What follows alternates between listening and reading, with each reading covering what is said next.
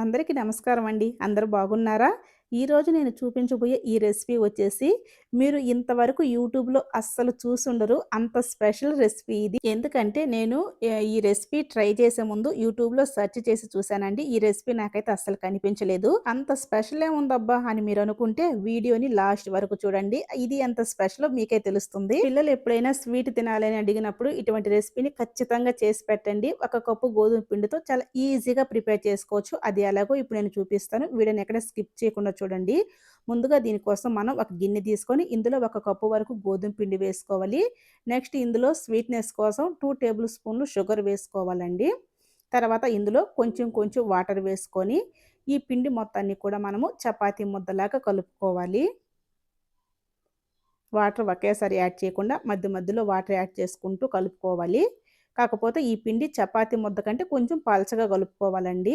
ఇప్పుడు ఈ పిండి మనకు చేతికి అంటకుండా ఉండాలి అంటే ఇందులో 2 టేబుల్ స్పూన్లు ఆయిల్ వేసుకొని మరొకసారి ఈ పిండి మొత్తాన్ని కూడా మనం ఒకసారి కలిపేసుకుందాం. చూసారు కదా, పిండిని కొంచెం లూజ్‌గా ఈ విధంగా కలుపుకున్న తర్వాత ఇప్పుడు దీనిపైన మూత పెట్టేసి మనం ఒక అరగంట పాటు ఈ పిండిని పక్కన పెట్టేసుకుందాం. ఇప్పుడు ఈ పరాటాలోకి స్టఫింగ్ కోసం నేనైతే ఒక 5 వరకు మంచిగా పండిన సపోటాలను తీసుకున్నాను. ఇలా తీసుకున్న ఈ సపోటాలకి మనం ఈ పైనుండే ఈ పొట్టంతా తీసేసుకోవాలండి.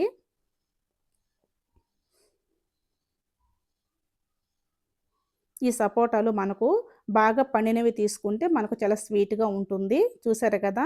అన్ని సపోటాలు కూడా మనం ఇదే విధంగా పొట్టనేది తీసేసుకొని, ఇప్పుడు ఈ సపోటాలను మనము చిన్న చిన్న ముక్కలుగా కట్ చేసేసుకోవాలి.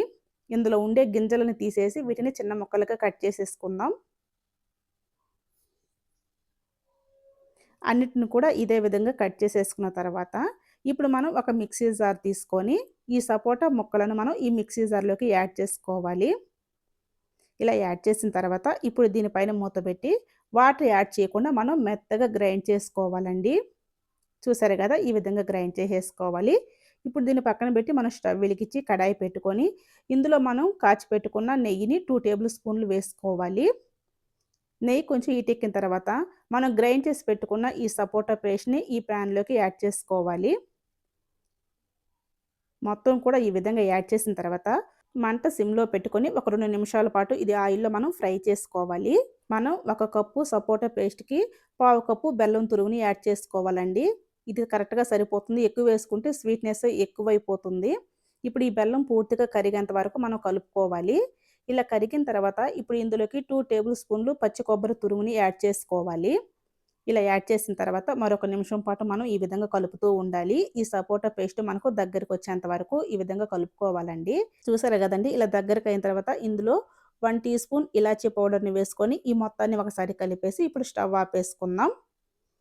ఇప్పుడు దీన్ని మొత్తాన్ని కూడా మనం ఒక ప్లేట్‌లో తీసుకొని పూర్తిగా చల్లారి పెట్టుకోవాలి. ఇప్పుడు మనం కలిపి పెట్టుకున్న గోధుమ పిండిని తీసుకొని దీన్ని మరొకసారి మనం ముద్దలాగా కలుపుకోవాలండి. చూసారు కదా! ఎంత సాఫ్ట్‌గా ఉందో పిండనేది. ఈ విధంగా మరొకసారి కలిపేసిన తర్వాత ఇప్పుడు దీన్ని పక్కన పెట్టేసుకొని ఇలాగ మనం ఒక సిల్క్ కవర్‌ని తీసుకోవాలి. ఇలా తీసుకున్న ఈ సిల్క్ పేపర్ పైన మనం ఆయిల్ అనేది అప్లై చేసుకోవాలి. ఇలా చేసేసిన తర్వాత మనం కలిపెట్టుకున్న ఈ చపాతీ ముద్దని ఇలా ఇందులో నుంచి చిన్న చిన్న ముద్దలుగా తీసుకోవాలండి. మరీ పెద్దవి కాకుండా, మరీ చిన్నవి కాకుండా మీడియం సైజు ముద్దలు తీసుకోవాలి. ఇప్పుడు దీన్ని కవర్ మీద పెట్టి లైట్‌గా మనం దీన్ని ఒత్తుకోవాలి. ఇలా ఒత్తిన తర్వాత మనం రెడీ చేసి పెట్టుకున్న ఈ సపోటా స్వీట్‌ని తీసేసుకొని ఈ చపాతీలోకి పెట్టేసుకోవాలండి. ఇలా చిన్న బాలుగా చుట్టుకొని ఈ చపాతీలోకి పెట్టేసుకోవాలి.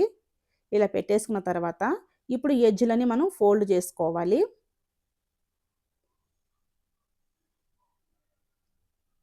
మొత్తం అంతా కూడా ఇదే విధంగా ఫోల్డ్ చేసుకోవాలి. ఇలా చక్కగా ఫోల్డ్ చేసేసిన తర్వాత మనం ఈ పైనుండే ఈ మిగిలిన పిండిని తీసేసుకోవాలండి.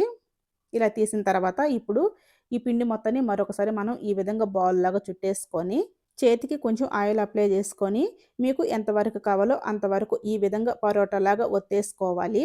పిండి మనకు కొంచెం లూజ్‌గా ఉండటం వల్ల ఈ పరోటాలు ఒత్తుకోవటం చాలా ఈజీగా అయిపోతుంది. చూసారు కదా! మరీ పలచగా కాకుండా, మరీ మందంగా కాకుండా పరోటాలని మనం ఈ విధంగా ఒత్తేసుకుందామండి. ఇలా ఒత్తుకున్న తర్వాత ఇప్పుడు దీన్ని మనం తీసేసుకుందాం. ఇప్పుడు మనం స్టవ్ వెలిగించి ప్యాన్ పెట్టుకొని ప్యాన్ హీట్ ఎక్కిన తర్వాత మనం ఈ పరాటాని ఈ ప్యాన్ పైన వేసేసుకోవాలి. ఇలా వేసిన తర్వాత మనం మంట మీడియం ఫ్లేమ్‌లో పెట్టుకొని దీనిపైన ఆయిల్ లేదా నెయ్యితో అయినా కాల్చుకోవచ్చు. ఇలా నెయ్యి అప్లై చేసిన తర్వాత దీన్ని 2 పక్కల గోల్డెన్ బ్రౌన్ కలర్ వచ్చేంత వరకు ఇలా తిప్పుకుంటూ నెయ్యి లేదా ఆయిల్ వేసుకుంటూ కాల్చుకోవాలండి. 2 వైపులా కూడా మనము గోల్డెన్ బ్రౌన్ కలర్ వచ్చేంత వరకు కాల్చుకోవాలి. మంట మాత్రం మీడియం ఫ్లేమ్‌లో పెట్టి కాల్చుకోండి. చూసారు కదా మనకు ఈ పరాటా అనేది ఎంత చక్కగా పొంగుతుందో. టేస్ట్ అయితే చాలా అంటే చాలా బావుంటుందండి. ఇప్పుడు మనకు 2 వైపులా ఇది చక్కగా కాలింది. ఇప్పుడు దీన్ని మనం ఒక ప్లేట్‌లోకి తీసేసుకుందాం. ఇప్పుడు మరొక పరోటా కూడా ఎలా ప్రిపేర్ చేసుకోవాలో చూపిస్తాను. ఇదే విధంగా మనం చపాతీ ముద్దను తీసుకొని ఇలా ఒత్తుకొని ఇందులోకి మనం సపోటా స్వీట్‌ని పెట్టేసుకొని ఫోల్డ్ చేసేసుకోవటమే. చాలా ఈజీగా చేసేసుకోవచ్చు. అండ్ టేస్ట్ కూడా చాలా అంటే చాలా బావుంటుందండి. కొంచెం డిఫరెంట్‌గా ఉంటుంది. మీరు కావాలంటే ఒకసారి పిల్లలకి చేసి పెట్టండి. పిల్లలైతే చాలా ఇష్టంగా తింటారు. దీని టేస్ట్ అయితే అంత బాగుంటుంది. మా పిల్లలైతే చాలా ఇష్టంగా తిన్నారండి. ఇప్పుడు దీన్ని తీసుకొని మనం ప్యాన్ మీద వేసేసుకొని కాల్చేసుకోవటమే.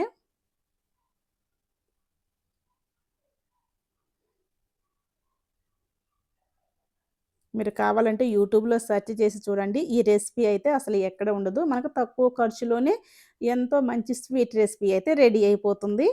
చూసారు కదా! ఇప్పుడు ఇది కూడా మనకు రెడీ అయిపోయింది. ప్లేట్‌లోకి తీసేసుకుందాం.